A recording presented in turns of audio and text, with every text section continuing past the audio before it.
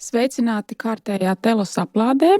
Studijā šodien esmu es, Agnese Irbe un Baiba Rudevska, juriste, tiesību zināšanu doktore. Rēts viesis un arī nozīmīga saruna, kurā mēs runāsim par šobrīd jau uzsākto parakstu vākšanu par Satversmes 110. panta labojumiem, jauno redakciju, kas ir piedāvāta, un tai izstrādāto anotāciju, kur ir veikusi kā reizi mūsu viesis juriste Baiba Rudevska. Un, lai visiem būtu skaidrs, par ko mēs runājam un kāpēc pēc mūsu domām šie grozījumi Satversmē ir nepieciešami, es varbūt sākšu ar to, ka nolasīšu piedāvāto 110. panta redakciju, un tad mēs pāriesim pie jautājumiem, kurus arī ir iesūtījuši telos lasītāji. Tātad es nolasu. Valsts aizsargā un atbalsta laulību, savienību starp vīrieti un sievieti un ģimeni, kuras pamatā ir laulība, asinsradniecība vai adopcija. Valsts aizsargā bērna tiesības, tostarp arī tiesības augt ģimenē, kuras pamats ir māte, sieviete un tēvs, vīrietis. Valsts aizsargā vecāku tiesības un viņu brīvību nodrošināt bērniem audzināšanu saskaņā ar savu reliģisko un filozofisko pārliecību. Valsts īpaši palīdz bērniem ar invaliditāti un vecākiem, kas par viņiem gādā, bērniem, kuri palikuši bez vecāku gādības vai cietuši no varmācības, daudzbērnu ģimenēm, kā arī mātēm un tēviem, kuri bez otra vecāka gādā par bērniem. Baiba, varbūt kādu komentāru par šo piedāvāto tekstu? Varbūt tā ievadam, es gribēju teikt, ka pie šiem grozījumiem īstenībā strādāja juristu komanda. Es nebiju vienīgā, kura strādāja pie šiem. Mans smagums bija vairāk tieši anotācijas izstrāde, bet šajā redakcijā mēs esam juristu grupa strādājuši, un mēs tiešām apsvērām katru vārdu, katru teikumu. Beigās mēs saskaņojām arī ar valodniekiem šo tekstu, tātad mēs nopietni strādājam. Tas nav kaut kas, kas ir tapis dažu dienu laikā vai viena mēneša laikā, tādēļ arī tas bija diezgan ilgs darbs. Kādēļ vispār tika uzsākta šī te panta jaunās redakcijas izstrāde?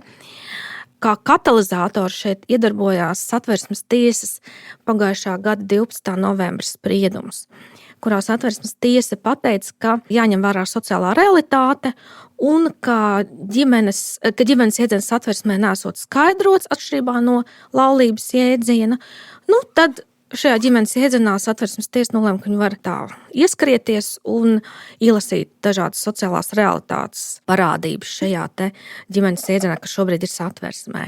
Protams, no juridiskā viedokļa tam nevar piekrist, tas, ko izdarīja Satversmes tiesa, un mēs nolēmām ar juristiem, ar kolēģiem, ka šeit neatliks laikam nekas cits, kā ietvert skaidrojumu Satversmē, Satversmes 110. pantā, jo jau kādam nav skaidrs, kas šobrīd ir ģimene, un jāatzīst, ka šobrīd Latvijas likumi pietiekuši skaidri juridiski pasaka, kas ir ģimene, bet ja ir juristi, kuriem tas nav skaidrs, kuri neprot to izlasīt, tad nāksies to nostiprināt Satversmē. Turklāt šeit es gribu teikt, ka tas, ko publiskajā telpā šobrīd var dzirdēt, ka tiekot sašaurināts ģimenes jēdziens. Jā, ļoti daudz tādu jautājumu mums iesūtīti, vai jūsu mērķis ir sašaurināt esošo ģimenes jēdzienu, lai kādām esošām ģimenēm kaut ko atņemtu? Nē, tas nav taisnība, jo šobrīd Satversmes 110. pantā ir tātad jau pateikts, ka valsts aizsargā un atbalsta ģimeni. Jā, tiešām nav sīkāk paskaidrots, ko saprast ar ģimeni tieši konstitūcijā, tieši Satversmē, bet to, ko saprast ar ģimeni, tas ir atrodams civillikumā ļoti skaidri, un jebkuram juristam patiesībā tas nesagādā grūtības to paņemt un izlasīt un saprast un interpretēt šo jēdzienu. Tas, ko mēs šobrīd darām, mēs nevis sašaurinam, mēs vienkārši nostiprinam to, kas jau šobrīd ir. Mēs paskaidrojam tiem, kuriem nav skaidrs, to, kā tas jau šobrīd. Tad faktiski mēs pasakām konkrētāk un nostiprinām to, kas jau šobrīd ir. Līdzīgi kā tas bija savulaik, tas laikam bija 2005. gadā, kad Saeima papildināja šo 110. pantu, konkretizējot, kas ir laulība. Ja? Tad pievienojot klāt, ka laulība tā ir savienības starp vīrieti un sievieti. Toreiz arī bija tieši tas pats, kā Saeima nolēma ietvert Satversmē to, kas jau tā ir likumos, bet, varbūt, lai būtu skaidrāk. Acīm redzot, šobrīd pienācis laiks vārdam ģimene. Un jāsaka arī, teiksim, šobrīd satversmē aiz vārdiem ģimene uzreiz seko, piemēram, vārdi vecāki, bērni, ja tie arī nav skaidroti šobrīd satversmē.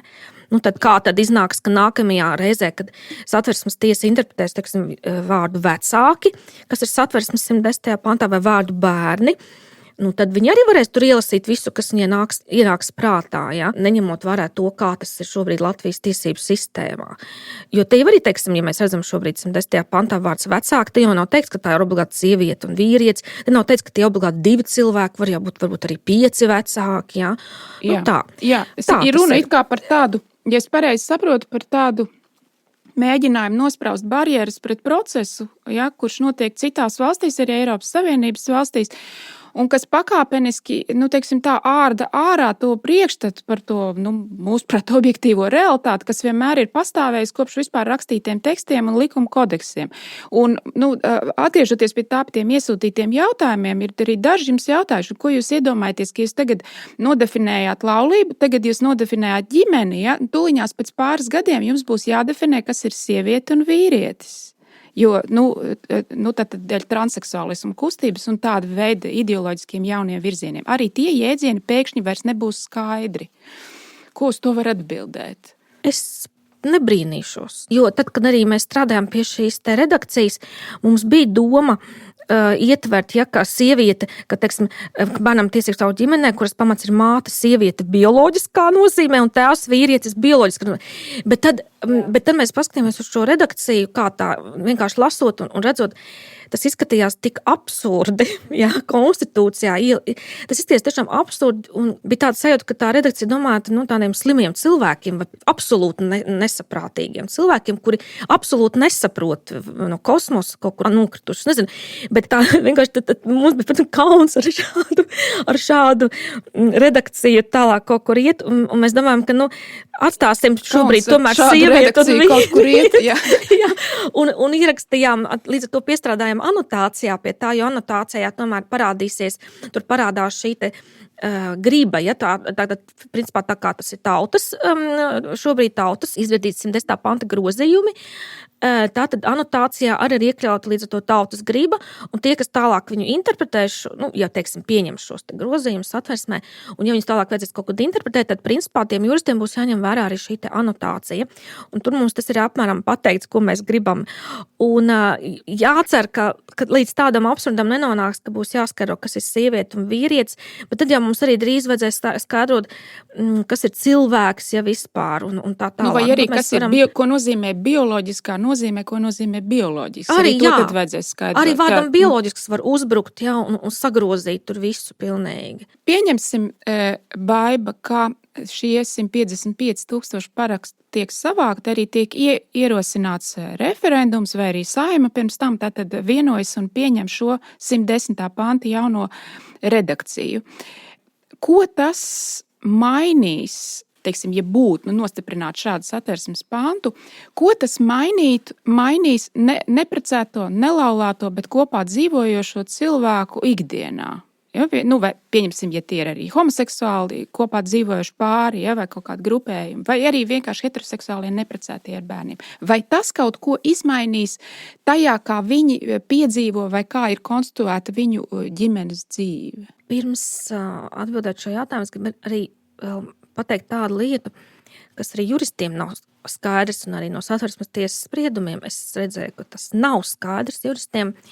Respektīvi, ir jānodala jēdziens ģimene juridiskā nozīmē un ģimenes dzīve. Tie nav sinonīmi, jo ģimenes dzīve mums šobrīd paiet apakšā zem satversmes 96. panta, kas nosaka, ka tātad tiesības uz privāto dzīvi. Tātad ģimenes dzīve faktiski ir pie privātās dzīves. Ja? Jēdziens ģimenes dzīve. Tāpat kā tas ir arī Eiropas cilvēktiesību konvencijā, arī tas ir pie privātās dzīves. Savukārt jēdziens ģimene arī Eiropas cilvēktiesību konvencijā, ja mēs palasam, tas ir citā pantā ietverts, tāpat kā mums arī tas ir cits pants, satversmes 110. pants, un šeit jau runa ir par kaut ko citu. Šeit tātad ir runa par tiešām par uz laulību balstītu ģimeni, kur, teiksim, ir bērni, kur ir asinsradniecība. Un, izņemot adopciju, bet adopcija tiek pielīdzināta radniecībai. Līdz ar to šie jēdzieni nav sinonīmi. Tātad, ko tas mainīs? Pirmkārt, jau tas skaidrāk pateiks, ko nozīmē vārds ģimenes Satversmes 10. pantā, uz ko balstās ģimene. Tālāk, tas varbūt arī, mēs šeit iekļāvām, piemēram, arī to, ka bērnam ir tiesības augt ģimenē, kuras pamats ir māte sieviete un tēvs vīrietis. Tātad faktiski ejam uz šīm te bērna labāko interešu, kas ir bērna labāko interešu jēdziena tādu kā kodolu iezīmējam, ka bērna labākajās interesēs vienmēr tomēr būt kopā ar māti un tēvu. Pārējais viss tas ir, diemžēl, izņēmums. Tās ir situācijas, kuras, diemžēl, dzīvē gadās, bet tomēr tas ideāls un arī tas, uz ko tiekties ir bērnu labāko interešu kontekstā, ir, ka bērnam ir jābūt kopā ar savu māti un savu tēvu. Tālāk mēs nospraužam arī vecāku tiesību kodolu. Tātad, ko nozīmē vecāku tiesību kodols? Tas nozīmē, ka vecākiem ir tiesības savus bērnus audzināt saskaņā ar savu filozofisko, reliģisko pārliecību, savu likumisko pārliecību. Un šeit valstī ir pienākums principā neiejaukties. Protams, ir atsevišķi izņēmumi gadījumi, ja tiek pārkāpts likums, sabiedriskā kārtība, bērna tiesības tiek pārkāpts. Tas ir pavisam cits jautājums. Bet princips ir tāds, pamatprincips tāds, ka valsts neiejaucas un nediktē vecākiem, kā viņiem būs audzināt savus bērnus. Ja? Tātad mums ir arī otrā daļa speciāli izdalīta šajā jaunajos grozījumos, kur mēs arī esam papildinājuši gan ar daudz bērnu ģimenēm, un mums būtiski likās arī ielikt, piemēram, bērnu invalīdu vecākus, ja bērnu ar invaliditāti vecākus, kur, diemžēl, tiek aizmirsti bieži vien. Un šeit tas var būt arī viens vecāks, tie var būt divi vecāki, kur gādā par šiem bērniem. Tā kā tas attiecas uz jebkuriem vecākiem, vienalga, vai viņi ir laulāti vai nē, jo vecāka bērna attiecības, tas ir asinsradniecība. Ja? Tātad, līdz ar to tas arī ietilpst jēdzienā ģimene, un pat ja mēs runājam, piemēram, par vienzimuma attiecībām, kurās, piemēram, ir bērns no kādām iepriekšējām attiecībām. Jā, kāds ir šīs kopības status? Šī gadījumā, bērns un viņa bioloģiskais vecāks, jebkurā gadījumā ir ģimene, kas balstās uz asinsradniecību.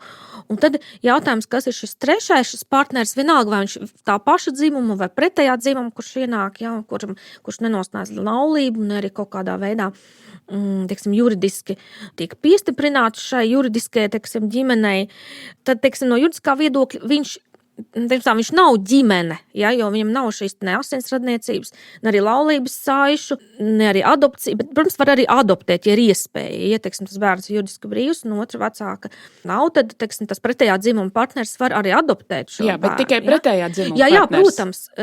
Tas nozīmē, ka ja kopā dzīvotu divas sievietes, kas būtu, no kurām viena būtu bērnu māte un otra būtu šīs sievietes draudzene, vai šī otra sieviete varētu adoptēt kā it kā? Nē, protams, ka nē. Kas tad viņa būtu? Māte numur 2 vai tēvs? Viņa nevar būt tam bērnam vairs ne māte, ne tēvs, jo māte viņam ir, un tēvs viņam arī, principā, ja paternitāte ir noteikta, tad tēvs šim bērnam ir. Tā var būt tikai vīrietis, mums Latvijas likums neparedz kaut kādu citu dzimumu. Jā, mums Latvijas likums, to mēs gribētu vēlreiz atkārtot, lai arī visādi centieni ir šajā virzienā, pagaidām Latvijas likums nosaka, ka tās var būt tikai vīrietis, vai ne? Jā. Bet, protams, tas atbilst bioloģiskajai realitātei. Tātad, atgriežoties pie tevis minētā Satversmes tiesas šī sprieduma, kas daudz ļoti pārsteidz un arī aktivizēja to konservatīvo sabiedrības daļu, pieņemsim, ka šis 110. pāns jaunajā redakcijā tiktu pieņemts un ierakstīts Satversmē. Kādā veidā tas atstātu ietekmi pirmkārt uz jau esošajiem Satversmes tiesas spriedumiem, no kuriem viens bija par to pabalstu, bērnu piedzimšanas atvaļinājumu, un otrs bija par mantošanu, un abi divi attiecās uz homoseksuāliem pāriem. Kādā veidā tas ietekmētu jau esošos spriedumus no vienas puses, un kādā veidā tas varētu ietekmēt nākotnes spriedumus par šiem jautājumiem? Jau esošos spriedumus šis jaunā Satversmes 10. panta redakcija nevarētu atcelt, jo spriedums pieņems tādā pirmstams, jebkurā gadījumā. Ja? Šeit jāņem vērā to, ka šajos jau esošajos spriedumos Satversmes tiesa šajā savā spriedumu motīvu daļā ir ielikusi iekšā to, ka šī ģimene ar arī vienzimuma pāru attiecības ar esot ģimene, jo tas atbilstot sociālajai realitātei. Un tad lūk, Satversmes tiesa tur pateikusi jau 2 spriedumos, un, ja nekas netiks darīts, piemēram, tad Satversmes tiesa arī turpinās šādus spriedumus tiražēt. Jā. Tas nozīmē, ka būs vēl nākamie, kur viņi tālāk arī turpinās apgalvot, ka ģimene tas ir kaut kas, kas atbilst tikai sociālajai realitātei, un ka tur ir jāielasa gan vienzimuma, mēs nezinām, kāda vēl pārināks uz Satversmes tiesu. Ja? Jo ņemot vērā to, ko Satversmes tiesa jau ir pateikusi savā spriedumā, ka jāņem vērā sociālā realitāte, tikpat labi var nākt arī poligāmās attiecībās dzīvojušas personas un arī paprasīt sev konstitucionālu aizsardzību. Jā, vai kaut kāds atvaļinājums pabalsts vai mantojumu. Jā. Viss kaut ko. Principā tās durvis šobrīd ir plaši atvērts, un kurš pa tām vēl ienāks, tur var tikai minēt. Un jebkurā gadījumā, ja pieņemtu šos te grozījumus, tad tas apturētu to Satversmes tiesas motivāciju, kuru viņi šobrīd tiražē un kuru viņi turpinās tiražēt. Tas ir skaidrs. Un tas apturētu arī, teiksim, jo īpaši uz nākotni. Tas nozīmē, faktiski, ja pieņem šādus Satversmes grozījumus, tad Satversmes tiesa vairs tālākajos spriedumos, kurus viņi taisīs pēc šo grozījumu pieņemšanas, viņi vairs nevarēs šo motivāciju izmantot. Tad faktiski šī motivācija tiks neutralizēta, un ja viņi nevarēs izmantot šo motivāciju un pateikt, ka vienzimuma ģimene tā ir ģimene, tad līdz ar to nevarēs būt arī šādi spriedumi par to, ka mātes vienzimuma partneriem pienākas paternitātes pabalsts, paternitātes atvaļinājums, ka tagad vienzimuma partnerim pienākas laulāto šeit. Vēlreiz, tepat vispār tur Satversmes vispār aizgājusi vēl tālāk absurdā, ka vienzimuma partnerim pienākas laulātā tiesiskā aizsardzība attiecībā uz mantošanu šo te nodevu. Jā, lai gan laulība ir aizliegta starp vienzimumu. Tieši tā. Un viņi faktiski paņēma, un tur tajā spriedumā tur ir juridiski pilnīgi tādas, es to lasīju, vienkārši mati cēlās stāvs, bet tāda ir tā sociālā un juridiskā realitāte šobrīd Latvijā. Tā kā faktiski šie te jaunie grozījumi, ja viņus izdotos pieņemt, vienalga vai saimā vai pēc tam referendumā, bet līdz tam ir jāpārvar šie 55,000 parakstu. Tas Satversmes tiesē pilnīgi pagrieztu šo te viņu kursu, kuru viņi ir uzņēmuši, pagrieztu normālās sliedēs, tādās, kā vajadzēja jau šobrīd būt, ja? Bet, diemžēl, ir tā, kā ir. Viņi paņēma un tā izdarīja, un zinot to, ka viņa spriedumi nav pārsūdzami, tad, protams, tāda varas sajūta ir. Vai var runāt par konstitucionālo krīzi valstī? Saistībā ar šiem 2 spriedumiem, tomēr diezgan negaidītiem. Es neteiktu, ka tā ir konstitucionāla obligāta krīze. Es to tā neteiktu. Es pat teiktu, ka tā ir drīzāk tāda juridiskās domas krīze, juridiskās domas absurds ceļš, teiksim, kā mēs šobrīd ejam Latvijā. Tā juridiskā doma, kura arī līdz to Satversmes tiesa šeit parādīja, ka faktiski mēs ejam pilnīgi, pateikšu, vienkārši. Ja? Nevis juristiem, bet mūsu klausītājiem, kur mūs klausās. Es teikšu tā, ka tā ir krīze, kas ir saistīta to, ka juristiem galvās ir tāds kā sajukums un putra. Es teikšu tā, galvās ir putra juristiem šobrīd. Viņi paši nesaprot, ko viņi interpretē, ko viņi kur ielasa, kādas tam ir sekas, un tas citreiz pat teikums numur 1 neiet kopā ar teikumu numur 2. Ja viņi, kaut kādā ziņā tā ir arī intelektuāla krīze. Protams, tas ir saistīts ar intelektuālo krīzi, tas ir saistīts ar visu kaut ko, ar klasiskās izglītības noliegumu. Tas ir saistīts arī, protams, ar šo te postpadomju sistēmas paliekam, jo tās mums tomēr arī mūsu tiesībās joprojām ir redzams mūsu domāšanā, piemēram, mēs redzam, kā domā juristi. Diemžēl šīs postpadomju paliekas joprojām ir galvās. Absolūti juristiem nav, viņi nestrādā vairs, teiksim tā, ar loģiku un analītiski un ar veselo saprātu, bet tos, ko es redzu šobrīd, ir ar emocijām kaut kādām strādā, ar kaut kādām ideoloģiskām, no kaut kurienes pagrātām frāzēm, no kaut kādos semināros kaut ko paklausās, tur kāds kaut ko pateica, droši vien lektors, kaut ko izlasa, kaut ko paķer, pagrāpj un beigās sanāk pilnīgi kaut kāda tāda putra, kuras, teiksim, tās sekas tiesiskās vispār nebaudāmas, un, ja mēs paskatāmies, tas vienkārši ir pilnīgi absurdi, ja, kas notiek. Tas, ko es teiktu par, teiksim, konstitucionālās krīzes, to neteiktu arī, jo šeit drīzāk ir tas, ka Satversmes tiesa nesaprot, ja vairs kur viņiem ir robeža, kur beidzas viņu institucionālā kur robeža, beidzas viņu kompetence un sāks jau likumdevēja kompetence. Un viņi kaut kā to nesaprot laikam. Bet tas saistīts tiešām ar šo intelektuālo trūkumu, tas ir saistīts ar šo te, ka galvā ir hauss, un tā mēs esam nonākuši. Un arī es teiktu, ka ārkārtīgi spēcīgu ideoloģisku kustību, LGBT, kas nāk no ārvalstīm, bet kas tiek arī ko atbalsta arī daudz cilvēku uz vietas, un ka tā cilvēki, manuprāt, īsti nesaprot, ka katra tā ideoloģija balstās tādās pamatpremisās, tādās aksiomātiskos principos, un cilvēkiem pašiem vajag viņus saprast to pamatojumu, kāds šiem principiem ir, saprast arī, oponentu principu pamatojumu, un pirms vispār šis iztirzāšanas darbs nav izdarīts, jūs nevarat sākt rakstīt kaut ko iekšā likumos. Likums ir ļoti nopietns instruments, kas skar cilvēku dzīves. Tas intelektuālais darbs nav veikts, bet man ir prieks, ka mums vismaz ir iespēja, tagad ir laiks, kamēr tā domā par to referendumu, to parunāt un pāanalizēt. Ir vēl viens jautājums no mūsu lasītājiem un klausītājiem. Ir labi zināms, ka Tieslietu ministrija pēc pagājušā gada tā novembra Satversmes tiesas sprieduma izveidoja darba grupu.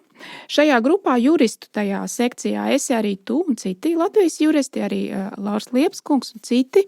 Es esmu arī tajā kā baznīcas pārstāvis tur, bet man nepārklājas darbs ar juristiem. Un ir jautājums par to, protams, ka darba grupa savu iekšējo to darba procesu neatklās, bet tātad šīs darba grupas uzdevums bija, tad ņemot vērā to Satversmes tiesas spriedumu, tad atrisināt tomēr to jautājumu par tiem viendzimumu partneriem kaut kādos konkrētos gadījumos. Tad mans jautājums būtu, tiem cilvēkiem, kas dzīvo kopā, kas ir attiecībās, kuras nevar būt laulība, jo likums to neatļauj, un arī pēc būtības tā nav laulība. Vai tavuprāt ir nepieciešama to juridisko aizsardzību šiem cilvēkiem, homoseksuāliem, vai varbūt arī ne, tīpaši, ja nevienam no viņiem ir bērns, kaut kādā veidā vienkāršot, fiksēt, palīdzēt, kaut ko atrisināt? Jā, protams, un darba grupā arī par to tiek spriests. Un arī turpināsim spriest, bet te ir citi ceļi. Jo mums ir jāsaprot arī, ka tiesību jēga, tas jau ir sen zināms jau no senās Romas laikiem, ka tiesību jēga ir dot katram to, kas viņam pienāks. Tāda ir tiesība jēga. Tiesība jēga nav emociju pārpildīts kaut kas. Tiesība jēga nav regulēt mīlestību, kā mēs te dzirdam pat no juristiem, pat no augstākās tiesas senāta, kas vispār ir vienā dokumentā ierakstīja, pilnīgi, manuprāt, arī šokējoši. Tas bija lēmums. Augstākās tiesas senāta kopsēdes lēmumā, kurām ierakstīja par mīlestību. Juristi tā tad regulēs mīlestību, kas ir, to varbūt mēs vēl parunāsim, bet tātad tiesību jēga ir dot katram to, kas viņam pienāks. Tas šis taisnīgās sadalas princips. Un ja mēs paskatāmies tātad ģimenes ar bērniem, laulātie un tā tālāk, tā ir viena kategorija. Ja viņiem ir viņi izvēlējuši, viņiem cits ceļš ejams. Un šo ceļu viņi iet normālā dabiskās lietu kārtības noteiktajā veidā. Tātad rodas bērni, aug kopā ar mammu un tēti, tālāk nodod paudzēs, savas ģimenes vērtības, tradīcijas un tā tālāk. Tas ir viņu ceļš. Viņi šo ceļu var iet, jo viņiem šo ceļu nosaka dabiskā lietu kārtība. Tātad tas ir ģimenes. Tā laulība, tā ir ģimene. Un to ir iespējams, veikt tikai dzimumu dihotomijas ietvaros, tātad pretējo dzimumu ietvaros. Savukārt tas ceļš, ko izvēlas vienzimuma partneri, dzīvojot šādās attiecībās, tas ir cits ceļš patiesībā. Jo viņi dabiski nevar iet to pašu ceļu, ko sieviete un vīrietis. Tā bioloģija ir nepielūdzama, daba ir nepielūdzama. Un ja mēs gribam, mēs pēdējā laikā ļoti uztraucamies par dabisku dzīves vidi, par zaļo kaut kādu elektrību un ekoloģiju, bet mums vajadzētu padomāt arī par cilvēka dabisko stāvokli, kāds tas ir dabā, ka tā dabā ir iekārtots. Un nevajag lausties tur, kur daba ir pateikusi nē. Mēs tomēr esam cilvēki, mēs esam gliemeži, kuriem ir iespējas, tur viņiem cita bioloģija un tā tālāk vairošanās sistēma. Līdz ar to katram pienākas tas, kas viņam pienāks pēc taisnības. Ja? Un šajā gadījumā vienzimuma partneri laužas iekšā šajā ģimenes jēdzienā, ģimenes regulējumā. Viņi grib būt tāda pati ģimene, kāda ir heteroseksuāla ģimene, bet tajā pašā laikā viņi nevar savā starpā radīt bērnus. Un tad mēs redzam lielu problēmu, jo tas augsts ir, mūsu ģimenēs arī aug bērni, mums arī ir bērni, mums arī dzimst bērni. Viss ļoti labi. Šie bērni dzimst, jā, iespējams tie no iepriekšējām attiecībām, iepriekšējām pat laulībām, ja citi, teiksim, izšķirās, viņiem ir bērni, un viņi pēkšņi nolēma, ka viņi ir orientēti savādāk. Jā, viņiem ir šie bērni, viņi aug. Bet, ja mēs runājam tīši par pašām vienzimuma attiecībām, tad viņi savā starpā nevar radīt bērnus, viņi nevar radīt pēcnācējus, viņi nevar nodrošināt šo tautas attaudzi. Viņiem līdz ar to ir nepieciešams, lai valsts viņiem dod mehānismus, kā tikt pie bērniem. Un tas ir tas, ko viņi Viņi vēlētos. sauc tās par tiesībām uz bērnu. Ko tas nozīmē? Tas nozīmē, ka tiklīdz viņus atzīst par ģimeni, tādu pašu kā heteroseksuālu ģimeni, viņi uzreiz prasa, lai valsts pieņem regulējumu, lai viņi varētu tikt pie bērniem. Ja? Tas nozīmē, ka lesbietēm tie ir attiecīgi donori, ja, pieeja netraucēta. Un vīriešiem diviem tas ir vēl sarežģītāk, tāda adopcijas viņiem jau vairs nedara, tas jau tā kā nav vairs modē, bet tas, uz ko viņi iet uz šo surrogātu māšu. Ja, institūta atzīšanu, un, diemžēl, tas spiediens jau mēs redzam citās valstīs, ir, piemēram, Francijā ļoti liels. Jā, tur viens mazs solīts ir palicis. Jā, tur tas spiediens ir milzīgs, un mēs redzam, ka tiklīdz mēs viņiem iedodam šo te ģimenes statusu un kur nu vēl laulības statusu, tad viņi prasa to pašu, ko heteroseksuāliem pāriem. Un arī pareizi, jo kā, viņiem ir piešķirts tas pats status, tātad viņiem ir tiesības uz bērnu. Tieši tā. Ja, tajā neauglības ārstēšanā. Jā, jo viņi jau nav neauglīgi. Viņi jau var būt pilnīgi divi veseli vīrieši, pilnīgi divas veselas sievietes, bet viņām nekad nebūs bērni, ne jau tāpēc, ka viņi neauglīgi, bet tāpēc, ka vienkārši bioloģiski tas tā nav paredzēts. Dabā tas tā nav paredzēts. Un, lai apietu šo te dabu, lai kaut kādā veidā apmānītu sevi, viņi cenšas piespiest likumdevējus ar juridiskām metodēm, viņiem piešķirt dažādas šādas tiesības piekļūt bērniem. Protams, tā būs arī adopcija, tās būs arī audžu ģimenes noteikti, ja viņi arī gribēs audžu ģimeņu statusus, kāpēc ne? Viņi gribēs, tātad, kā jūs teicu, piekļūt bērnam. Un šajā situācijā mēs redzam, ka, lai šie divi vienzimuma cilvēki tiktu pie bērna, viņiem vienmēr ir vajadzīgs kāds trešais cilvēks. Vai pat ceturtais dažos gadījumos. Trešais cilvēks, bet kā materiāls, kā lieta. Jā, kurš dod bioloģisko materiālu tam bērnam. Jā. Tātad šī trešā cilvēka cieņa tiek pilnīgi degradēta, viņš tiek uzlūkots kā lieta, faktiski, jā, kā lieta. Arī bērns tiek faktiski uzlūkots kā kaut kas, ko var saņemt tādā un tādā veidā. Jā. Kā pakalpojumu, pakalpojumu veidā. Ja? Vai tas būtu caur donoru divām sievietēm, vai tas būtu caur surrogātu māti, tad viņi prasa šo te piekļuvi bērnam, saucot to par tiesības uz bērnu, kas ir absurds, bet tā tas tiek traktēts šobrīd arī ārvalstīs. Un šeit mēs redzam, ka jautājums ir par cilvēka cieņu. Tas, ko arī Satversmes tiesa īstenībā šajos spriedumos arī viņiem patīk atsaukties uz cilvēka cieņu, bet acīm redzot, viņi tā īsti nesaprot, kas ir cilvēka cieņa, un tur, kur tiešām cilvēka cieņa parādās, tur viņi neredz, ja, bet tur, kur jautājums nav gluži par cilvēka cieņu, tur viņi to traktē kā cilvēka cieņu. Labi. Bet mēs redzam, ka šeit šis trešais cilvēks faktiski tiek padarīts par lietu. Un te jau arī jāsaprot, ka ir situācijas, kad pašā šo te LGBT kopienas ietvaros, viņi jau arī mēdz izmantot kādu no savas kopienas ietvariem pretējā dzimuma, lai tiktu tā kā pie bērniem. Tā kā. Un tad mēs redzam, ka te arī parādās, piemēram, divas sievietes izmanto, geju sarunā, ka, tā kā mums būs kopīgs bērns, mēs tiksim pie bērna, mums būs vairāki vecāki. Un tad kaut kādā brīdī šīs divas sievietes nolēma, ka viņam šis vīrietis, šis gejs nav vajadzīgs tajā viņu idilē.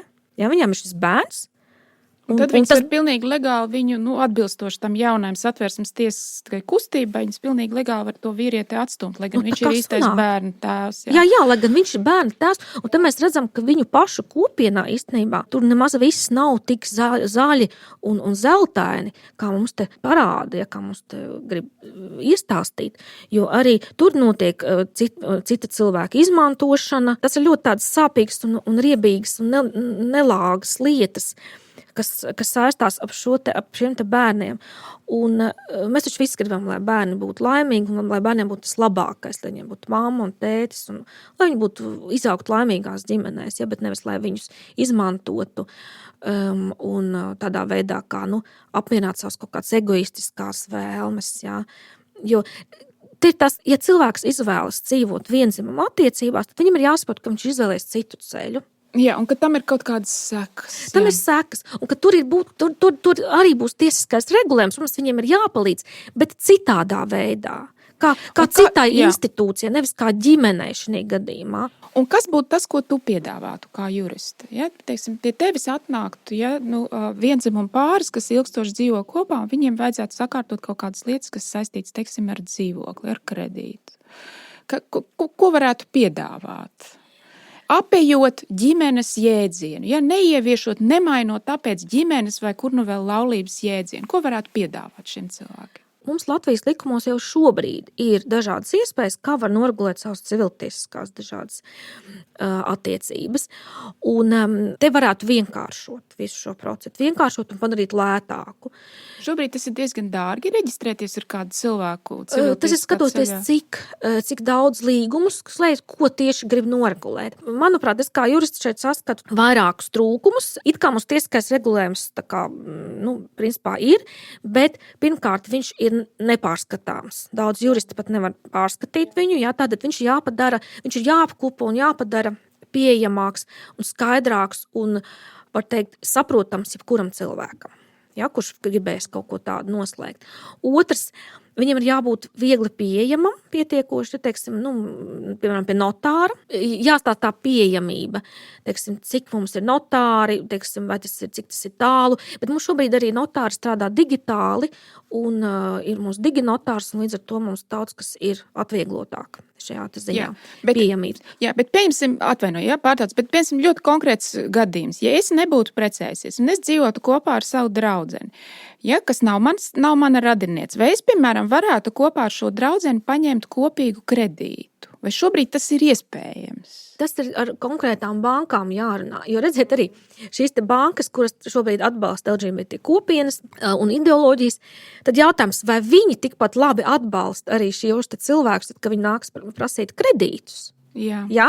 Jo viens ir tā smuki izkarināt Varnavīgas karogu, uzlikt savā mājaslapā un tā tālāk un teikt, mēs par. Bet otrs ir, cik tad jūs reāli šiem cilvēkiem tiešām esat gatavi piešķirt kredītus, uz ko banka skatās šajā gadījumā. Jā, jo banka nevar nekādā veidā pārbaudīt šīs nereģistrētās attiecības. Vai ne? Tur jau nav nekādu kritēriju, jo tas būtu pavisam citādāk nekā, ja tie ir laulātie. Tad ļoti skaidrs, kādas tās attiecības ir un uz kā pamata tad varētu pēc tam un no kā, tad arī panākt šī kredīta atmaksa. Vai ne? Šis ir arī jautājums, kas ir jādomā nevis ieviešot laulības institūtu vai reģistrēto partnerattiecību institūtu, bet tas ir jādomā jau konkrēti tajā regulējumā, kas attiec uz kredītu došanu. Jāpārskata tie kritēriji, jo tur galvenais ir, kurš tad var naudu atdot. Tur, principā, tā jēga ir tāda. Jo vispār tajā jautājumā par tiem civiltiesiskajiem kaut kādiem līgumiem ir tik šausmīgs tas fokus uz to LGBT un attiecīgi uz tām mīlestības, seksuālām, intīmām, tām attiecībām, ka pilnīgi paliek ārpusē kaut kādi citi veidi, kā cilvēki varētu. Ja?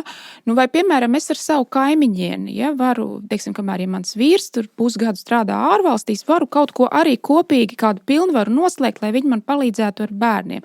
Un tas ir tas modelis, kurš vispār neienāk šajā debatēs, lai gan tas varētu arī pensionāriem vai kādiem citiem būt pietiekami nozīmīgs. Un skaidrs, ka es ar savu šo te kaimiņienu, kādu sievieti, nenoslēgtu partnerattiecības. Ja? Tas ir pārāk dīvaini, jo man nav tāda veida attiecības ar viņu. Tātad tas būtu civiltiesisks līgums. Un tāpēc nekļūst skaidrs, kāpēc tad, cilvēki, kas ir šajās homoseksuālās attiecībās, tad viņus neapmierina piedāvātie civiltiesiskie līgumi un jauni notariāli regulējumi, vai ne? Acīm redzot, šai ideoloģijai viņiem jau īstenībā neinteresē tik daudz tas jautājums, ka viņiem vajadzētu kaut ko sakārtot, ja, ka viņiem, teiksim, ka viņiem būtu grūti aiziet pilnvaru uztaisīt, ka viņiem būtu grūti aiziet to noslēgt vai šito. Jā, ir daži, teiksim, tādi šķēršļi, administratīvi un finansiāli, bet tos var likumdevējs visu noregulēt ļoti vienkārši. Bet šeit ir interese, acīm redzot, sagraut no iekšpuses šo laulības un ģimenes institūtu. Ja jūs tās valstīs, kur atļauj vienzimumu laulības, tur tātad tiek laulības institūts grauds no iekšpuses, un tur, kur tā kā arī tagad Latvijā, kā Satversmes tiesa pateica, ka ģimene ir arī vienzimuma pāriem, lai gan tā ir ģimenes dzīve, tā nav ģimene, bet Satversmes tiesa lūk šādi pateica, un tad iznāk tagad tā, ka faktiski šis ģimenes institūts Latvijā arī tiks urbināts no iekšpuses. Atcīmredzot, tur ir interese. Tā interese īstenībā iet, es domāju, aiz LGBT īstenībā, aiz šiem cilvēkiem. Viņi vienkārši tiek izmantoti. Bet kas viņus tavuprāt izmanto? Ja viņi paši neapzinās to pašu procesu un dziļāko vektoru, kas viņus izmanto? Kāds, kuram ir pietiekoši liela ietekme un kāds, kur interesē vara un attiecīgi sabiedrības manipulācija un vājināšana. Jo mēs saprotam, Visas rietumu sabiedrības šobrīd. Jā, diemžēl tā izskatās, jo tiklīdz mēs vājinām ģimeni, mēs novājinām automātiski valsti, mēs novājinām nāciju. Mēs, var teikt, nācija pēc kādām dažām paudzēm var ļoti stipri samazināties skaitā. Un mēs zinām, ka latviešu nācija ļoti novājināja Otrais pasaules karš, gan abas puses faktiski. Ja. Es uzskatu, ka mūsu intelektuālais zieds, Latvijas intelektuālais zieds tika iznīcināts. Ja, šis genofons faktiski mums ir ļoti. To mēs redzam, ja, ka mums ļoti grūti ir ar intelektuāliem cilvēkiem šobrīd, jo mūsu intelektuālo ziedu vienkārši vai nošāva, izsūtīja uz Sibīriju vai nomocīja kaut kādos čekas pagrabos. Līdz ar to mēs nevaram atļauties. Tad mūsu, var teikt, latviešu ģimenes jau tika putinātas un ārdītas ārā. Jau toreiz arī visu padomju laiku faktiski. Un tas, kā mēs tagad redzam, ja, ka visi ka tēvi nemaksā uzturlīdzekļus, ka pamet savas ģimenes, ir šī bezatbildība, tas jau viss nāk no turienes faktiski. Mēs jau tikām ievainoti.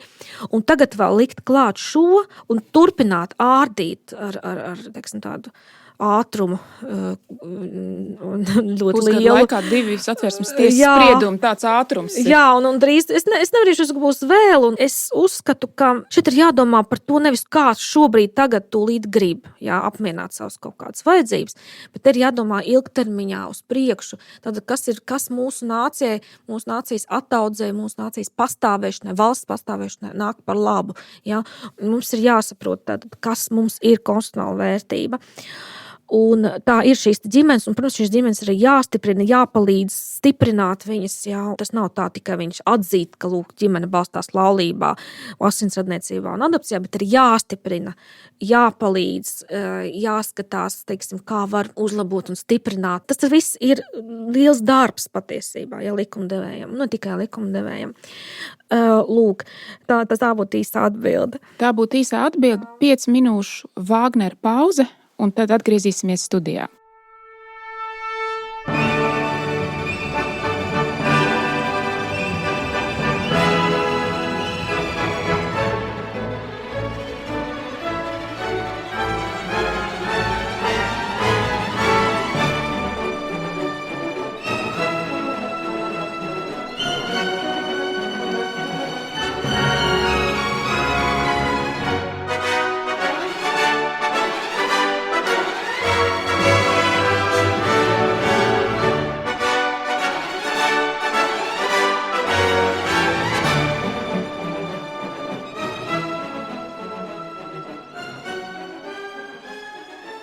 Esam atgriezušies pēc Vāgnera pauzes, un studijā esmu es, Agnese Irbe un Baiba Rudevska.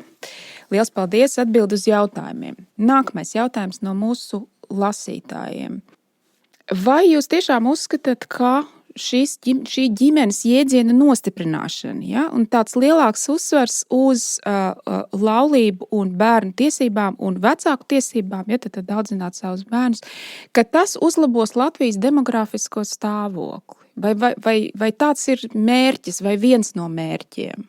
Tas ir viens no mērķiem, protams. Nebūs jau arī tā, ka, ja mēs, piemēram, iedomājamies, ka rīt pieņemt šos grozījumus Satversmē, un tad parīt mums jau uzlabotos demografiskā situācija. Tas jau nenotiek tā, kā uz brokastīm rītdien. Protams, pie tā būtu jāstrādā, un tas būtu atkarīgs arī gan no likumdevēja, gan no valdības, kā viņi prastu iedarbināt šos mehānismus. Bet skaidrs būtu viens, ka tas, kas ir nostiprināts konstitūcijā, tas ir ar augstāko spēku valstī. Ja? Un tas nozīmē, ka faktiski likumdevējam skatot un pieņemot dažādus likumu projektus, un pieņemot likumus, viņiem būtu jāņem vērā šīs te Satversmē noteiktās garantijas ģimenēm, garantijas vientuļajiem vecākiem, garantijas daudzbērnu ģimenēm, jā, tad būtu jāņem vērā šī specifika un īpaši par viņām arī jārūpēs, par šiem cilvēkiem. Līdz šim nekas netraucē likumdevējiem pašam izrādīt interesi un rūpēties par šīm kategorijām, bet mēs redzam, ka ar to neiet šobrīd kā vajadzētu, ļoti slikti ar to iet. Ja? Un ar demogrāfijas situācijas, ar slikto demogrāfiju mēs cīnāmies ļoti ilgi jau, mums jau visu laiku, jau gadiem ilgi, Ilmārs Mešs demogrāfs jau visu laiku taču skandina šos lielos zvanus, ka ir slikti, ka ir kaut kas jādara, un acīm redzot nepietiekami tas viss ir. Kaut kas nestrādā, kaut kur kaut kas trūkst, acīm redzot, no likumdevēja puses arī. Un vēl ir arī tā, ka mēs tieši Delosā apkopojam šobrīd jau tos veiktos pētījumus. Mums ir paši no Latvijas apkopoti dati, ka vecāku atrašanās laulātībā būšana laulātiem nozīmē, visdrīzāk nozīmē lielāku bērnu skaitu. Un kā faktiski, ja jautājums ir, tad, ja tas viens no mērķiem ir demografiskā stāvokļa uzlabošana, tas, protams, nevar būt tikai vienīgais mērķis, jo ir bērnu labklājība arī, ja ne tikai bērnu skaits. Bet ja viens no mērķiem ir šāds, tad ir reāls tāds zinātnisks un dokumentāli pierādīts pamats atbalstīt tieši laulību. Jo nereģistrētās attiecībās dzīvojošiem mēdz būt bērni, bet parasti viens, ne vairāk par vienu. Bet, ja vecāki ir laulājušies, tad parādās arī otrais un trešais bērniņš. Mēs to redzam statistikā. Jā, jo laulība dod lielāku stabilitāti abiem laulātajiem, sāksim jau ar to. Īpaši laulība dod stabilitāti sievietei. Sieviete ir tā, kura laiž pasaulē šos bērnus. Protams, kamēr sieviete, sieva, kamēr viņa rūpēs par bērniem, tikmēr uz vīru gūstas visu šī materiālās puses nodrošināšana lielākoties. Ja, un tas, protams, dod stabilitāti, jo laulībā dzīvojošiem viņiem ir tāds skats uz nākotni vairāk, ja, ka mums būs stabilitāte tomēr. Ne tikai šodien un rīt, ja, un kad parīt tas vīrietis vai tā sieviete paņems koferus un aizies kaut kur citur, un lai savā ģimenē ielaistu bērnu, tas ir svarīgi šī stabilitāte ilgstošā tādā laika periodā. Un šeit arī ir svarīgi saprast, ka laulības noslēgšana arī vēl nav panacēja, jo tā bieži vien var beigties ar laulības šķiršanu, ja, kā mēs zinām. Un tad šeit ir ļoti svarīgi arī tas cilvēciskais faktors, to, kā mēs, protams, vispār veidot attiecības ar otru cilvēku, kā mēs, protams, šīs attiecības sargāt, kopt, ja, jo laulība tas nav tā, ka, noslēdz laulību un viss pats par sevi sakārtosies. Ļoti daudz, kas ir, kur pašiem ir jāstrādā. Ja, tas ir kā dārzs, kurš noslēdzot laulību, tev ir šis dārzs, bet tev viņš jāsāk iekopt. Ja, un tas, kā tu to dārzu iekopsi, no tā ir atkarīgs, kāda tur ziedi augs, cik skaisti, cik tas viss būs pašiem patīkami. Protams, ja neko nedarīsi, jā, tad drīzāk nonīks. Nonīks, jā, var arī ļaus, sabradāt, kā, ir šīs laulības pārkāpšanas, iešanas pa kreisi, jā, kas faktiski, es to uzskatu, ka tas ir, ka tu ielaid kādu svešu cilvēku, kurš tev sabradā visu tās rozes, visu tos ziedus, kas tavā dārzā, un tas ļoti ievaino attiecības patiesībā, jā. Pat, ja tu pēc tam piedodi, tad tik un tā šī rēta viņa paliek. Viņa paliek, jā. Tas nekad vairs nebūs tā, kā bija pirms, jo tas ir ļoti sāpīgi. Bet, diemžēl, es skatos, ka mūsu sabiedrībā tas tiek tā kā kultivēts, kas ir normāli. Ja? Mums, teiksim, tāds žurnāls privātā dzīve, tur rāda, ja, ka lūk, tam un tam tur jauna mīļākā vai tam un tam tur tas tikko izšķīries, viņam jau jauna tur draudzene, ar kur viņš parādījies jau sabiedrībā. Tas tiek kultivēts kā kaut kas moderns, kaut kas tāds, foršs tāds, ko mēs tagad varam tā kā tā tiek kultivēta kaut kāda brīvība, ja, kaut kas tāds, bet īstenībā tas cilvēku ļoti ievaino. Jā, bet tas ir jautājums jau kā psihologiem, ārpus juristiem, jā, jo mēs juristi nevaram, kā jūs teicat, mēs nestrādājam ar mīlestību. Mēs nevaram vēl ar iemīlēšanos. Likumā noregulēt mīlestību. Es varbūt pastāstīšu, kāpēc. Lieta tāda, ka, ja mēs paskatāmies arī civil likumā, kur ir, teiksim, viss šī ģimenes tiesību daļa, arī laulības noslēgšana, laulības šķiršanas daļa par vecākiem un bērniem, mēs nekur neredzam vārdu mīlestība. Kāpēc? Mēs redzam rūpes, gādība, jā, apgādāt, rūpēties, audzināt, palīdzēt, uzturēt, bet mēs redzam vārdu mīlestība, mīlēt, ka ir pienākums mīlēt. Teiksim, lai mēs noslēgtu laulību, mums nav jāpierāda, ka mēs viens otru mīlam. Lai šķirtu laulību, mums tiesā nav jāpierāda, ka mēs viens otru vairs nemīlam. Jo mīlestība ir tāda kategorija, kur tu nevari faktoloģiski nekādu pierādīt, un līdz to juristi nestrādā ar to. Juristi strādā ar faktiem. Ja? Juristi strādā ar faktiem, tātad ir, nav, uztur, neuztur, un kas attiec uz laulības noslēgšanu, tad šis mīlestības esamības vai neesamības fakts, tas tiek atstāts pašiem cilvēkiem, tas ir starp viņiem. Jā, to, lai viņi paši savā starpā noskaidro, ar kādām sajūtām viņi iet un noslēdz laulību, vai ar kādām sajūtām viņi šķir laulību. Līdz to juristi ar mīlestību nenodarbojas un nevar nodarboties, jo tas nav tiesību uzdevums. Jā, un šo jautājumu nesaprašana vai pārprašana arī izraisa šīs problēmas, kuras tu jau minēji, ja, tādu intelektuālu sajukumu, ka likumā parādās tādi formulējumi, kuriem noteikti nevajadzētu tur parādīties. Tiem būtu vieta kaut kāda cita veida tekstos. Ja? Un es arī debatējot par šo satversmes tekstu, bieži vien saduros ar cilvēku tādu pilnīgi izpratnes trūkumu par to, ar ko vispār likuma nodarbojas. Ja? Tie nav dzējas darbi, tie nav romāni, tie nav arī filozofiski sacerējumi. Tas ir pilnīgi cita sfēra. Ir viens ļoti svarīgs jautājums, kam gribētu padziļināt pievērsties. Un tas ir teikums, kas tas mums ir 3. teikums piedāvātajā 110. panta redakcijā, kur ir teikts: valsts aizsargā vecāku tiesības un viņu brīvību nodrošināt bērniem audzināšanu saskaņā ar savu reliģisko un filozofisko pārliecību. Pirmkārt, satversmē šāda veida formulējums nekad nav bijis. Ja? Vai varētu paskaidrot, kāpēc viņš ir pievienots un ko tas nozīmē? Šobrīd satversmes 110. panta redakcijā mēs redzam, ka ir tikai pieminēts, ka valsts aizsargā un atbalsta vecāku un bērnu tiesības. Viss. Tad tiek minēts vecāku tiesības, neatsadzot absolūtu neko. Kas tad tas ir? Un faktiski, jebkurš cilvēks, jo īpaši nejurists, viņš atver šo pašreizējo satversmes 10. pantu, un viņš izlasa vecāku tiesības, bet viņš nesaprot, kas tur ir iekšā. Kas tad ir tas vecāku tiesību kodols, tas pats svarīgākais, lai ieliktu to konstitūcijā, valsts konstitūcijā iekšā, ja? Tad ir jautājums, ja mums, teiksim, konstitūcijā ierakstīts vecāku tiesības, bet vispār nav minēts, nav atsekts vismaz nedaudz, ko tas nozīmē. Tad uz ko vecāki var cerēt? Ko tad valsts aizsargā un atbalsta šajā vecāku tiesību jomā? Ja? Kas tad tas ir? Līdz ar to radās ideja, ka vajadzētu gan satversmē tomēr to nostiprināt, jo pašreizējā 110. pantā tā ir, diemžēl, šo vecāku tiesību tikai pieminēšana, bet neatsekšana ir liels trūkums šobrīd. Tas ir, diemžēl, jāatzīst.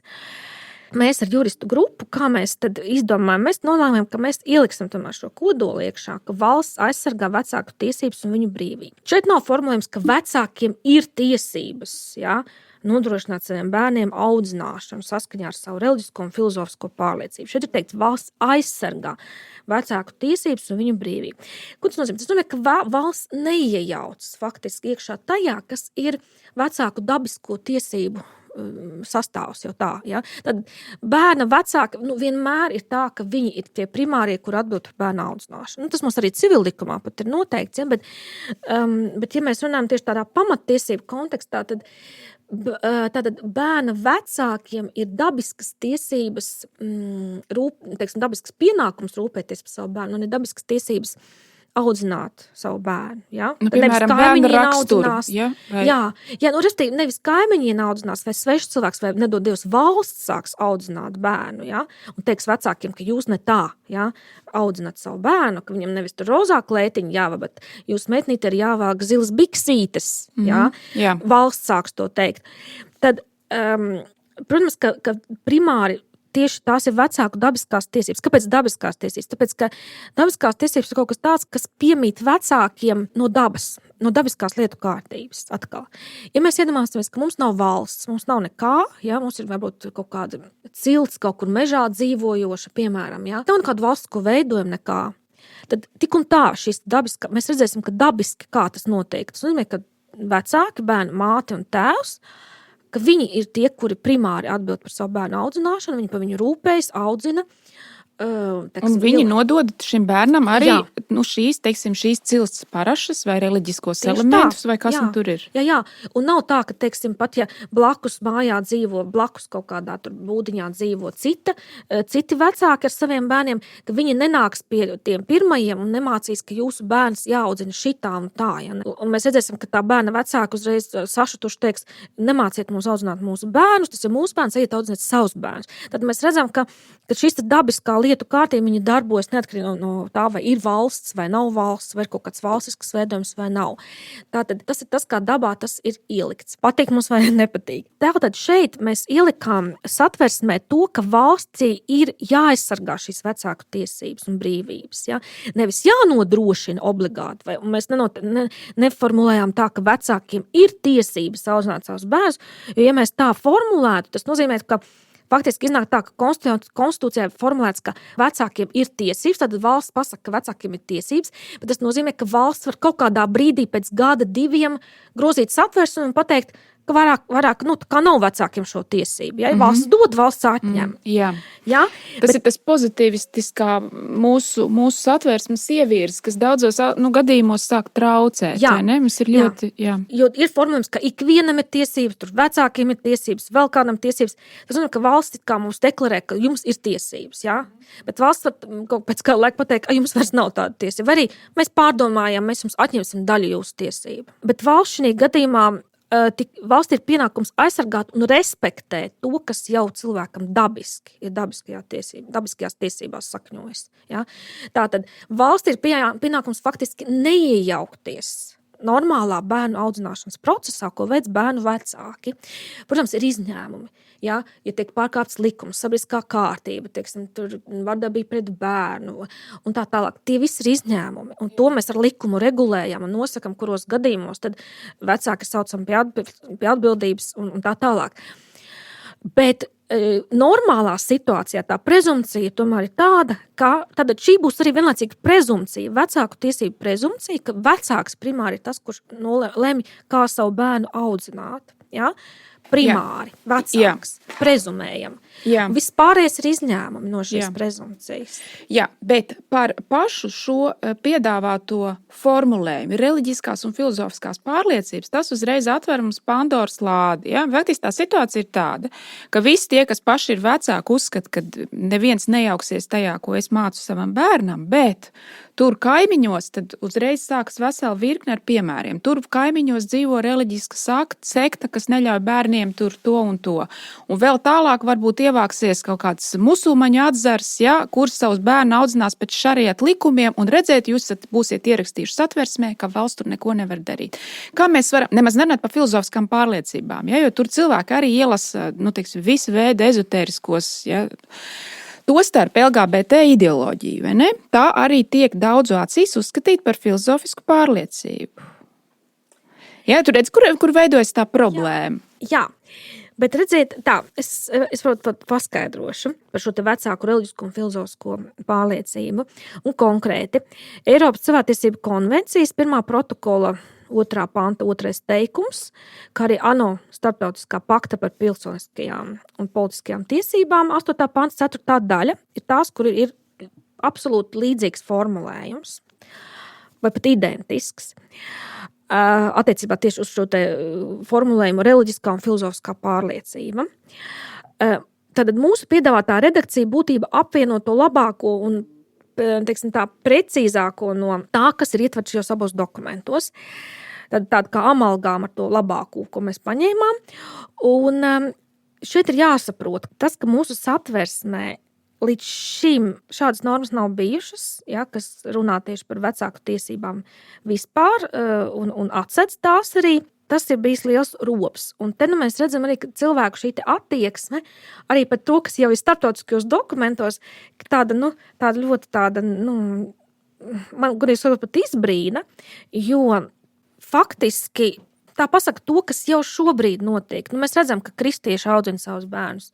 Kristīgā, teiksim, morālē. Mēs redzam, ka, piemēram, vegāni audzina savus bērnus. Tur vegānā, ja. Budisti, protams, audzinās savus bērnus vairāk ar budistisku tādu ievirzi. Un tas ir normāli, tās ir viņu vecāku, teiksim, dabiskās tiesības. Patīk mums vai tas vai nepatīk. Ja? Jā, tāda ir tā atbilde. Tā vienkārši ir. Cita lieta ir, ja, protams, ja tiek pārkāpts likums, ja, teiksim, šī sekta, ja teiksim, vecāki ir sektanti un šis bērns tiek kaut kādā veidā, tiek pārkāpts viņa bērna tiesības, tad tas ir cits jautājums. Tur jau iejaucas pāriņu tiesas un tur ir cits jau mehānisms. Bet normālā situācijā, ja, tikai tāpēc ka viņš varbūt ir kaut kādā sektā un man tas nepatīk, tas nedrīkst būt par pamatu teikt, ka, lūk, viņš dara nepareizi, ja, bet es daru pareizi, vajag darīt tā kā es. Un arī tas nedrīkst dot pamatu, piemēram, atņemt bērnus vai ierobežot šos vecākus, vai ne? Jā. Tikai tāpēc, ka viņi audzina ar citiem principiem. Redziet, reliģiskā pārliecība principā nozīmē to, ka, piemēram, katoļi var brīvi audzināt savus bērnus katoļticībā, dievturībā, ja, budisti budismā, musulmaņi islāmā. Tās ir viņu tiesības. Patīk mums tas vai nepatīk. Filozofiskā pārliecība savukārt ietver, piemēram, pacifistus, ateistus, ja, veģetāriešus, kā jūs teicu, varbūt arī latviešu nacionālistus kaut kādā veidā. Tātad filozofiskajā pārliecība ietilpst arī morālā, jeb likumiskā pārliecība. Ja. Tātad, ja vecāki uzskata, ka viendzimuma attiecības ir laba lieta, ja, lai gan var paši nedzīvo tādās, viņi drīkst to mācīt saviem bērniem. Tas ir viņu tiesības. Ja? Bet viņi to nedrīkst mācīt citiem bērniem. Ja? Tas ir tas, ko LGBT kopiena šobrīd grib. Viņi grib iet un mācīt jūsu bērniem, visiem Latvijas bērniem. Caur skolām. Bet tie, kuri uzskata, ka viņu bērniem tas ir brīnišķīgi, ka viņiem tas ir jāmāca, lūdzu, lai viņi paši māca, bet saviem bērniem. Ja? Lai veido speciālus bērnu dārzus, gender neitrālus, privātus, kā grib. Lai laiž savus bērnus tur. Lūdzu, tad lai viņi parāda sabiedrībā, cik ļoti viņi paši audzinātu savus bērnus šādā te filozofiskajā sistēmā. Mēs redzēsim, ka varbūt nemaz paši savus bērnus tā arī negribēs tā audzināt. Bet citiem, jā, lūdzu, ar citu bērniem, jā. Lūdzu, eksperimentēsim. Saki, lūdzu, vai nav tā, ka šis konkrētais teikums tajā satversmes redakcijā ir ielikts ņemot vērā procesus citās valstīs, piemēram, Kanādā, ja? Un visas šīs tādas aizvien nepatīkamākās lietas un pat prāvas, kad vecāki tiesājās vai mēģina tiesāties ar valsti, ja? Piemēram, kaut kādās situācijās, kad bērns ir bijis pakļauts tā transseksuālisma ideoloģijai, ja? Un tātad nepilngadīgais bērns vēlas mainīt savu dzimumu, ja? Vai uzsākt to hormonu terapiju, vecāki tam nepiekrīt, bet valsts nostājas bērnu pusē un saka, ka vecāki šajā gadījumā pārkāp bērnu tiesības. Jā, tas ir ar to arī ļoti saistīts. Un arī, teiksim, ja mēs runājam par musulmaņiem, tad ir jāsaprot, ka tā ir tāda pati reliģija, kā jebkura cita lieta, ja tas būs radikālais islāms un bērns tiks, teiksim, audzināts jau kā terorisma, jau nākamais terorists, tas ir cits jautājums. Un tur jau, protams, iejauksies attiecīgās iestādes, ja? Bet kamēr tas nepārkāp sabiedrisko kārtību, netraucē bērnam nekādā veidā, konkrētam bērnam, tad tikmēr vecāki var audzināt savus bērnus, jā, savā reliģijā. Tā tas sanāk, jā. Runājot, jā, par šo LGBT ideoloģiju, tā ir tā, kas šobrīd visvairāk apdraud Te ir arī piemēri no citām valstīm, kur mēs jau varam redzēt, kas notiek. Ja? Kas notiek, ja bērnu vecākiem neļauj būt noteicējiem, primāriem dabiskiem noteicējiem par to, kā audzināt savu bērnu. Nu, piemēram, Albertas provincē, Kanādā. Spēkā likums, kas aizliedz skolas direktoram un skolotājiem informēt vecākus, ka viņa bērns ir iestājies LGBT atbalsta grupā. Jeb tā saucamajā geju un heteroseksuāļu aliansē, tā viņu sauc. Un vecāku organizācijas mēģināja apstrīdēt šo likumu tiesā, bet tiesa teica, ka ne, viss ir kārtībā un ka likums ir konstitucionāls. Ja? Lūdzu jums. Jaunās vērtības. Tātad, lūk šīs te jaunās pēdiņās vērtības. Tālāk vēl viens piemērs no Kanādas, piemēram, Ontārio provincē. Likums ļauj skolas administrācijai un sociālajiem dienestiem atņemt vecākiem bērnu, ja vecāki nepiekrīt bērna tā saucamajai dzimuma maiņai. Jā, tas pilnīgi neticam, ka tas ir pieņemts kā šajā provincē kā likums. Pilnīgi neticam. Viņi var izņemt no ģimenes šo bērnu. Ja vecāki nepiekrīt, tas tiek uzskatīts kā vardarbība pret bērnu faktiski, ka lūk, vecāki nepiekrīt, viņi ir vardarbīgi, izturs un līdz ar, kā to traktē. Un līdz šos bērnus izņem no ģimenēm. Un pēc tam ar valsts teiksim, aparātu palīdzību lēma, ka šim bērnam jāveic šī dzimuma maiņa. Lūk. Jo viņš īstenībā savā dziļākajā būtībā pieder nevis tam bioloģiskam dzimumam, bet kādam citam. Ja? Un tiek uzskatīts, ka šis arguments ir spēcīgāks par tiem argumentiem, ko sniedz vecāki, ja? Kur to bērni ir audzinājuši katru dienu, 11 gadus. Jā, tas ir, un šis nav vienīgais piemērs, tie ir tie LGBT piemēri, bet vēl man ir arī, es esmu tā ievērojis, man ir pārsteidzis, ka tagad, kad man pašai ir 2 meitas, tad es sāku par to domāt, ka daudzās valstīs, man liekas arī Francijā, jau šobrīd ir spēkā likums, ka nepilngadīga meitene, kas ir stāvoklī, var pārtraukt grūtniecību, vispār neziņojot ar vecākiem un nesaskaņojot ar viņiem. Ja? Lai gan tas ir to vecāku mazbērns, un tā ir viņu nepilngadīgā meita, kur ir grūtniec. Un man liekas, ka tas arī, manuprāt, tas pilnīgi nepieņemami. Ja? Tā pilnīgi vecākus izslēgt no tik svarīga jautājuma, kur lēmumu pieņems nepilngadīgais. Jā, un tās tie visi tie atzarojumi, tā 8-kāja atzarojumi, kas parāda, kādā veidā faktiski vecāki tiek nobiedīti vispār malā. Ja? Un, kad lemj skola, lemj valsts, tā tad lemj visi citi, bet izņemot ne paši vecāki. Vecāki tikai tā. Viņiem ir pienākums uzturēt bērnu, bet, kas attiec uz teiksim, šo te audzināšanu, tur valsts kurā brīdī var iejaukties un pateikt, ka jums savus bērnus šādi jāaudzina. Tas vispār ir šokējoši, bet tas ir tas, uz ko iet un kas citās valstīs jau tā kā jau ir ieviests un tur pat to, es nezinu, pat neapšauba vairs vecāki, ja, ka viņiem tiešām vecāki pat neapšauba, jo viņiem ir risks pazaudēt bērnus. Ja, un, diemžēl, ir ļoti maz nevalstisko organizāciju un arī tāda publiski dzirdama persona, kas pauž kaut kādu protestu pret to, ja, pret visu šo sistēmu, pret visiem šiem pamatojumiem. Ja, tā ir kaut kāds tāds intereses trūkums par to. Es gribu vēl 2 jautājumus, Baiba, ja, ar kuriem mēs tad arī varētu nobeigt. Pirmais ir tas, ko mums daži satraukti lasītāji saka. Ja.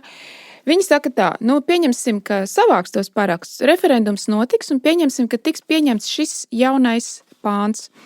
Vai nebūs tā, ka Latvija nonāks tādā pašā stāvoklī, kādā šobrīd ir Ungārija un citos jautājumos arī Polija? Ja? Proti, ka mēs, mazā Latvija saņems ārprātīgi ārvalstu, arī Eiropas Savienības valstu spiedienu, draudus ar ekonomiskām sankcijām, draudus tātad pazaudēt fondu naudas vai kādas citas palīdzības naudas, ja?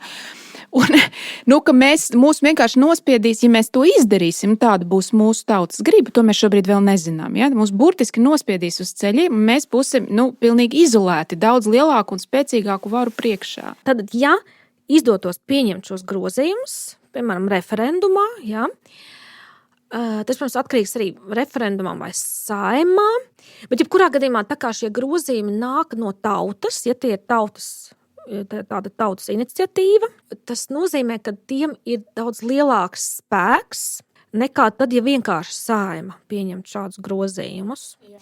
Viņu leģitimitāte ir daudz augstāka, jo šeit tauta pasaka, mēs gribam tā. Un tas, ko dara birokrāti, kas no Eiropas Savienības, viņi vairāk uzbruk tieši šiem te politiķiem, konservatīvajiem. Ja? Nu, pieņemsim, mēs redzam, Ungārijā Orbāns ierosināja, tātad viņi pieņēma, patiesībā viņu parlaments pieņēma ar milzīgu balsu vairākumu šos te jaunos konstitūcijas grozījumus, arī saistībā ar vecāku tiesībām. Un no Eiropas Savienības sākās šis te uzbrukums, kas pilnīgi politisks, ja, protams, izmantojot politiskus un finansiālus mehānismus, bet tas, ko izdarīja Ungāri, viņi teica, labi, tad mēs nodosim referendumam. Ja? Un kāpēc viņi tā izdarīja? Tāpēc, ka tas, ko tauta izlēms, ja to jau eirobirokrāti, protams, viņiem tas nepatiks, viņi griezīs zobus, bet tam ir visaugstākā leģitimitāte. Ja tauta referendumā nobalso par kaut ko tādu, tad jebkurš eirobirokrāts, kurš pēc tam sāks kaut ko tur iebilst, viņam pateiks, viņš nevar sev saukt par demokrātu vairāk. Tieši tā, tas ir augstākais demokrātiskais process, ka tauta referendumā nolēmj sev tā. Ja, un viss, un ko jūs tagad šeit tautai, jūs viņus kaut kādā veidā diskriminēsiet, visu tautu, ja visu nāciju, kā tad tagad būs? Es domāju, ka tas arī šie referendumi faktiski ir tie, no kuriem varbūt arī šādi eirobirokrāti baidās. Ja? Un otrs, protams, ja mēs nostiprinām konstitūcijā šādu te aizsardzību savām ģimenēm, tad arī šīs starptautiskās tiesas nevarēs tik viegli mums kaut ko uzspiest, jo tomēr šīs konstitucionālās vērtības, un ja vēl tās ir pieņemts tautas referendumā, kā tautas gribas elements, tad tas būs jārespektē jebkurai starptautiskai tiesai, kur, nākotnē lems par kaut ko, par kādas konvencijas, pārkāpumu no Latvijas puses vai nē. Jo tas, kas mums ir konstitūcijā, šīs konstitucionālās vērtības, viņas tomēr ir ļoti spēcīgs arguments, jebkurā starptautiskās tiesas procesā. Līdz ar tam to, nevar pārbraukt pāri. Jā. Tam nevar vienkārši starptautiskās tiesas tiesneši paņemt un pateikt, tas nekam neder, mēs vispār to neņemam vērā, un tas mums te konvencija ir augstāka, ja, jūs tur ar savu tautas nobalsoto konstitūciju, jūs tur varat, stāvēt malā. Nē, tā tas nenotiek. Un līdz ar to šī leģitimitāte, varbūt mums Latvijā šobrīd ir tiešām pienācis tāds brīdis, ka vai nu mēs sevi tiešām pasargājam, mēs uzceļam šo te aizsargmūri ap sevi, jā, vai arī mēs viņu nojaucam, vēl to pašu, kas mums ir tas nelielais, bet ir arī šobrīd, vai arī mēs viņu vēl padrupinām tā, lai visi vēji tā kā nāk un pūš iekšā, un tad skatīsimies, ko mēs tur, jā, kā mums būs. Klausoties tevī, domāju, ka tu redzi šo referendumu likumprojektu pat tādu, kas kaut kādā ziņā iet pāri arī ģimenes jēdzienam, jā, tu redzi arī tajā kaut kādu tautas pašnoteikšanās apliecinājumu, ja, pret ko? Pret, es nezinu, kreiso ideoloģiju, neoliberālismu, vai tev vēl kaut kā... Tas ir vairāk nekā tikai viens ģimenes jēdziens un vairāk nekā tikai vecāku tiesības audzināt bērnus atbilstoši savām pārliecībām, vai ne? Tas ir plašāks. Tas ir plašāks, jo šādā veidā Latvijas tauta tad pateiktu visai pasaulē, un, protams, arī pati sev, mēs gribam dzīvot šādi, mēs gribam dzīvot tā, kā mēs esam dzīvojuši, jā, kā mūsu vecmāmiņas ir dzīvojušas. Patiesībā tas būtu signāls, ka mēs gribam izdzīvot. Jā, tas ir spēcīgs vārds. Un pēdējais jautājums šodien šajā sarunā. Iedomāsimies pilnīgi pretējo scenāriju. Kāds būtu tavs komentārs? Tātad pretējais scenārijs būtu, tie 155,000 balsu tiek savākti, referendums notiek un referendumā nobalso pret šo piedāvāto 110. panta redakciju. Ja, tad tauta pasaka, nē, mēs gribam, lai ģimenes jēdziens tiktu attīstīts tādā veidā, kā Satversmes tiesa to ir iesākusi, ja, un mēs tad nostājamies LGBT pusē. Kā tu redzētu šo stāvokli? Es šo stāvokli redzētu tikpat demokrātiski, kā tad, ja tauta nobalsotu par šiem jauniem Satversmes grozījumiem. Tauta pati izšķirtos, ko viņi grib, kādu ceļu viņi ies. Jā, tāda būtu tautas griba, un tad varbūt mēs beidzot redzētu, kā tad tauta tiešām domā, bet tad tautai būtu arī pašai jāuzņemas atbildība par to, kā tas attīstīsies tālāk, šis ceļš, jā, ar šīm LGBT ģimenēm.